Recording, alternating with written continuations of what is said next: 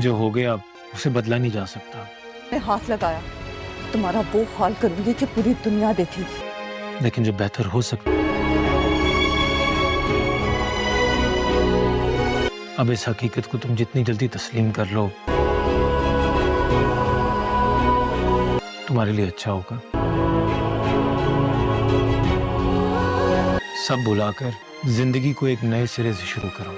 Drama serial دو کنارے کے آنے والے ایپیسوڈ میں آپ دیکھیں گے درش شیوان نے اس بار آخرکار اپنے ماں باپ کے ساتھ بہت زیادہ زیادتی کر لی. اس نے اپنے ماں باپ کے گھر میں رہ کر یہ تک نہیں سوچا کہ اس کی ہوئی زیادتیوں کا انجام بہت برا ہو سکتا ہے. درش شیوان نے جو سلوک اس بار آئمہ کے ساتھ کیا ہے اس کے ساتھ کیے ہوئے سلوک کے ساتھ درش شیوار بہت زیادہ پچھتانے والی ہے. لیکن لگتا تو نہیں ہے کہ درش شیوار پچھتائے گی، لیکن اس بار اسے پچھتانا پڑے گا کیونکہ اس بار اس کے باپ کی حالت کافی زیادہ سیریس ہو چکی ہے. وہ آئے دن بار بار اپنے گھر میں اس طرح کے فساد نہیں دیکھ پا رہا تھا اور آخر درش شیوار کے باپ نے اس بار بس ہی کر لی کیونکہ اس بار بات اس کے برداشت سے باہر ہو چکی تھی. اسی وجہ سے وہ یہ سب کچھ دیکھ نہیں پایا اور وہیں پر اسے شولڈر میں کافی زیادہ درد ہونے لگا اور وہ وہیں پر گر گیا. یہ سب کچھ درش شیوار کی وجہ سے ہونے کے بعد اس بار درش شیوار کو اس کی ماں دھکے دے کر گھر سے باہر نکالے گی. لیکن درش شیوار اپنی ماں سے معافیا مانگ مانگ کر تھک جائے گی، لیکن اس بار اس کی ماں اس کی کوئی بھی بات نہیں سنے گی کیونکہ اس کی ماں نے بھی اسے کافی آزادی دے رکھی تھی، جس کی وجہ سے وہ اتنی بے قابو ہو چکی تھی کہ اس نے اپنے کڑوے لہجے کے ساتھ ساتھ اب اپنے ہاتھ چلانا بھی شروع کر دیے. آئمہ کے ساتھ جس طرح درش شیوار پیش آئی یہ سب کچھ اب درش شیوار کی ماں سے برداشت سے باہر ہوگا اور اس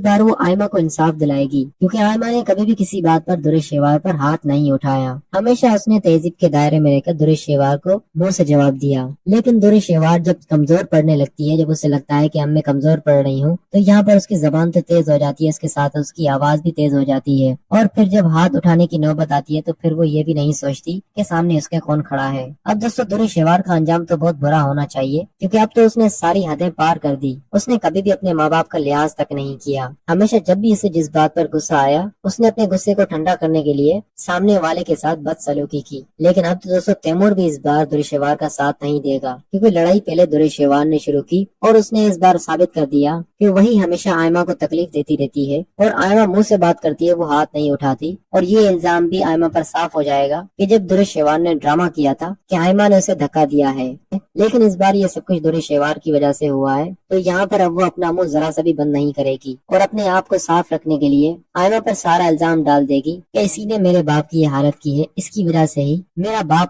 آج موت کی کشمکش میں ہے. لیکن دوستو سبھی لوگ جانتے ہیں کہ اصل مجرم اپنے باپ کی کون ہے اور اس بار درش شیوار کے باپ کے بچنے کے چانسز بہت کم ہیں کیونکہ جب درش شیوار کا باپ اسے جدا ہوگا تب اسے شاید احساس ہو